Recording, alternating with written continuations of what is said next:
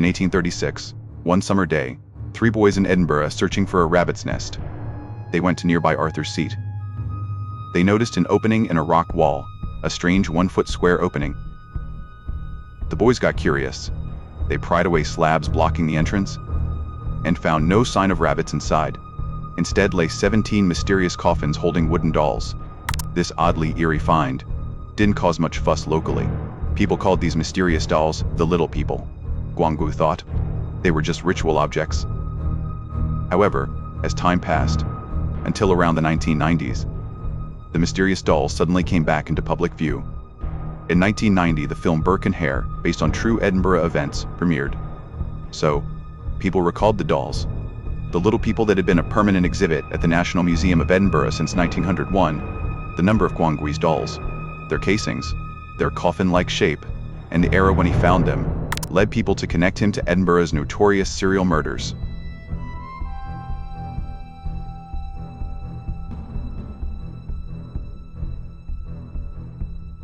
In the first half of 1828, Edinburgh's public grew fearful over a mysterious disappearance, including match sellers, vendors, elderly men, millers, street prostitutes, boys and girls, and so on. For 10 months straight, these eerie disappearances kept happening, and rumors ran rampant among Edinburgh's lower classes. People were terrified. At Edinburgh's famed Royal College of Surgeons, the anatomy lecturer, a prominent academic figure, who taught the anatomy course, Dr. Knox's assistants discovered something very strange. The corpse Dr. Knox had prepared for a lecture looked oddly familiar. It resembled that well-known missing fool. Jamie the Fool. Jamie was a local character in Edinburgh. At 18, his limp and seemingly limited intellect made him draw attention on the street, and his cheerful nature made him the town's joy. More remarkably, he had a special skill. He could accurately say the weekday of any date in history. With that skill, he gained food, money, and popularity, and many fans. In modern terms, he was a grassroots star. However, Jamie the Fool had recently vanished from Edinburgh's streets, and his worried mother and sister have been searching for him. Now Jamie the Fool has turned up on a dissection table. The assistants were puzzled, and asked Dr. Knox, where did he come from? Dr. Knox replied evasively, I don't know. The assistants then asked, is this Jamie the Fool? Dr. Knox answered flatly, no. Even more suspicious, Dr. Knox's dissection was expertly done, and very fast, finished in a very short time. Meanwhile, a student at the Edinburgh Royal College of Surgeons was anxiously searching for his missing lover. Mary Paterson. Mary was a locally famous beauty in Edinburgh. In the 19th century, Britain's class ideas were deeply entrenched, and university students were mostly wealthy or noble men, while Mary was born into the lower classes, but the medical students still fell in love with her. The young couple had been blissfully happy, but before they could go public and face the world together, Mary vanished without warning. The student frantically searched the town, searching for his lover, tried every possible channel, but still couldn't find any trace of Mary. As he despaired that the romance seemed doomed, and was at his wit's end, 3 months later, on the dissection table in anatomy class, he actually saw his long-missing lover. She had once been warm as sunlight. Smiling Mary had now become a cold corpse on the dissection table. The student found Dr. Knox. The doctor questioned him, where did this come from? But Dr. Knox told him it had been soaked inside the corpse. Sometime later, the appearance was slightly altered. It just happened to look like it. You must be mistaken, he said. The doctor raised his dissecting tools, and once again, with expert dissection, made the body unrecognizable.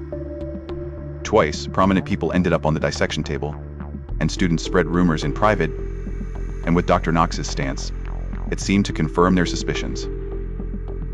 However, given this leading anatomist's famed skill, and his clout in the medical and academic world, students did harbor doubts, but they didn't dare to voice them.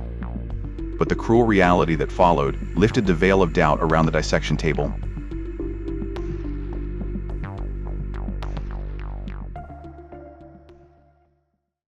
One day after Halloween, on October 31st, 1828, James Gray and Mrs. Anne Gray, staying at Burke's lodging, were returning to the landlord to fetch their things. They planned to spend Halloween in Edinburgh, so they rented the place. But Burke told them that they'd have to spend the night at a friend's dingy inn. The couple found it odd, and asked Burke right away Why Burke only evaded the question. When they asked about their roommate Margaret Docherty's whereabouts, they were told Margaret had been ordered to leave after allegedly trying to get too intimate with Burke. The next day, as they went back to Burke's lodging to pack, Burke obstructed them at every turn, and when they tried to go near their room, the couple was baffled and could only wait until evening, and when no one was around, they sneaked back into their room. And there, they were shocked to find their roommate Margaret's body hidden under straw, hidden beneath the bed. They rushed to the police in panic and told officers what they'd found. When they returned with officers to Burke's lodging, Margaret's body had already been moved. The destination was Dr. Knox's anatomy theater. After that, the innkeepers William Burke and William Hare and Hare's wife, and when the Graves tried to report to the police, and Burke's mistress who tried to pay them off, these four were immediately arrested. Meanwhile, Dr. Knox was also questioned by the police.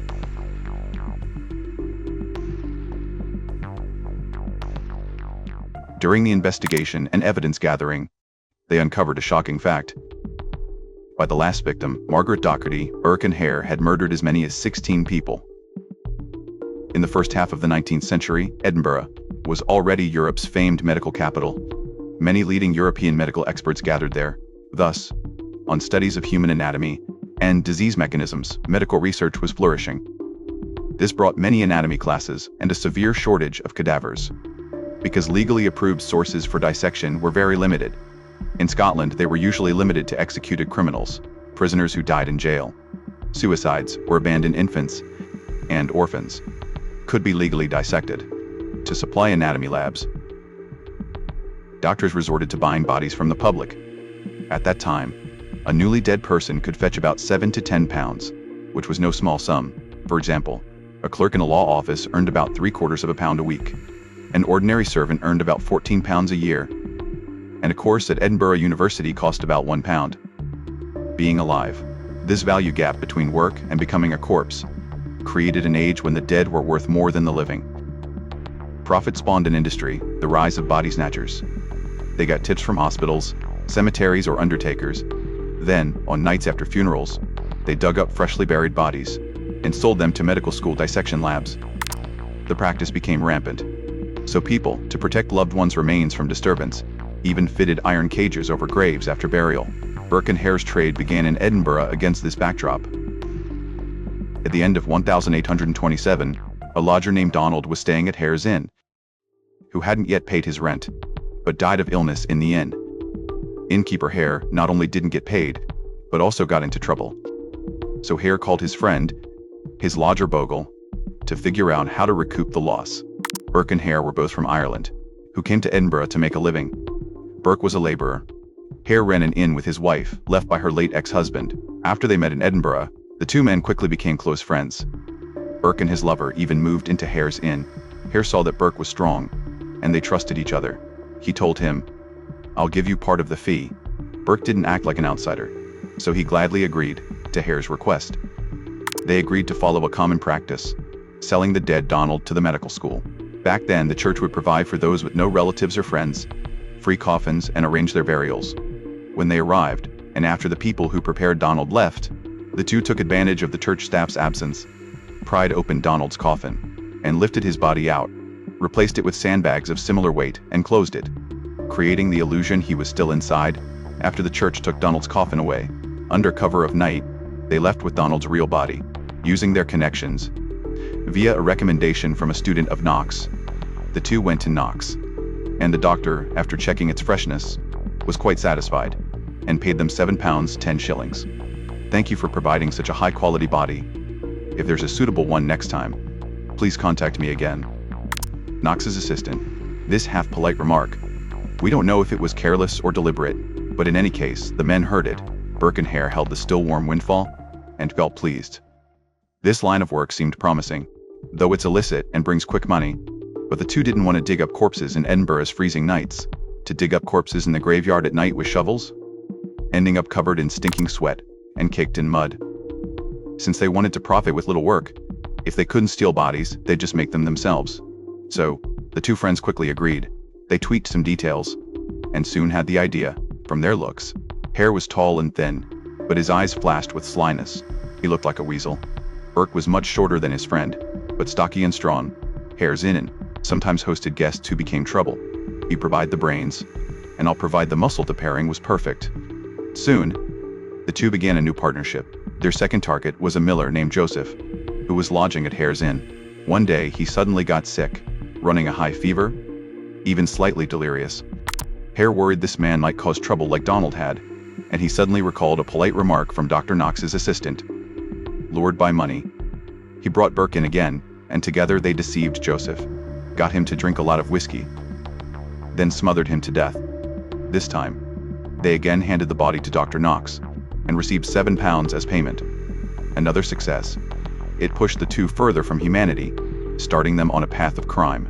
They usually lured victims with offers of whiskey and other drinks, claiming the victim was a friend's child visiting Edinburgh, even using excuses like "my mother has the same name as yours," inviting victims to their rooms. Then, when the victims were asleep or drunk, Hare smothered the victims' mouths and noses with a pillow, while Burke held down the victims' upper bodies to stop them struggling and to speed their suffocation, also keeping them from making any noise, alerting others. This method had another benefit. Although autopsies then could confirm suffocation, but with no marks, they couldn't prove it was murder. The two became more and more coordinated, and they grew bolder in their deeds. Once, the two claimed they'd help a woman called Margaret Haldane to find her mother, Mary Haldane, long missing in Edinburgh, saying they had news of her mother, so they lured Margaret back to a lodging, and after drinking and chatting with her, taking advantage of her drunkenness, and then killed her chillingly.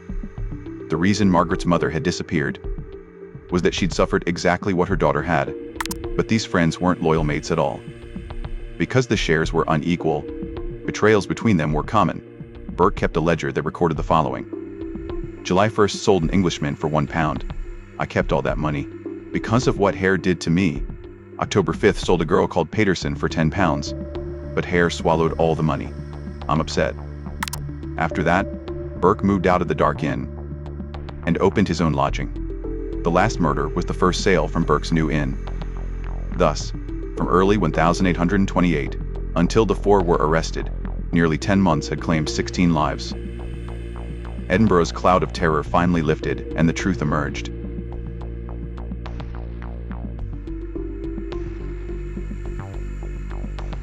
Since most victims had already been dissected, the prosecution could only use the evidence they had, including Dr. Knox's assistants, students, and other eyewitness testimony, and clothing the suspects had stolen from victims.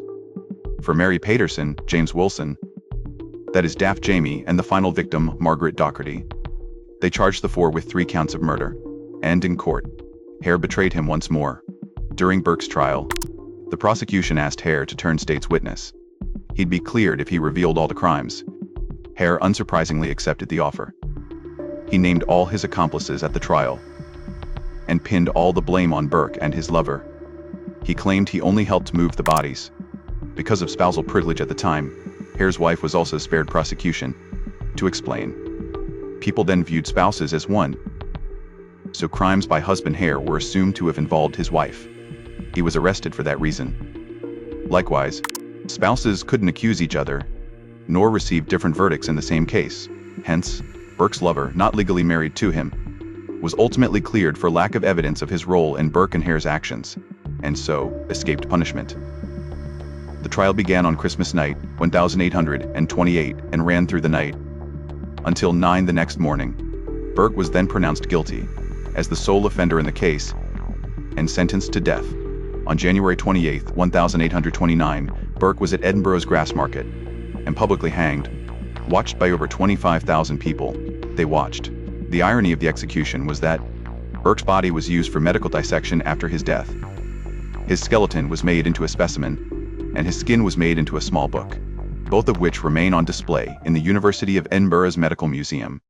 On February 5, 1829, after Burke's execution, Hare, exempted from legal punishment, was released and sent to the Scotland-England border. Near Dumfries, on his way to the town, a policeman recognized him on the coach, and soon the whole town knew Hare had arrived. Angry crowds surrounded him, seeking to bring him to justice. With help from local police, Hare escaped the crowd and was rushed overnight to the English border. After being told to go to England, he vanished from sight. As for Hare's fate, accounts vary. Some rumor he went blind and died in London. Others say he returned to Ireland. Some even claim he was taken by those seeking justice to meet his maker. But these theories have no solid records or evidence. They're just the public's simple vision of justice.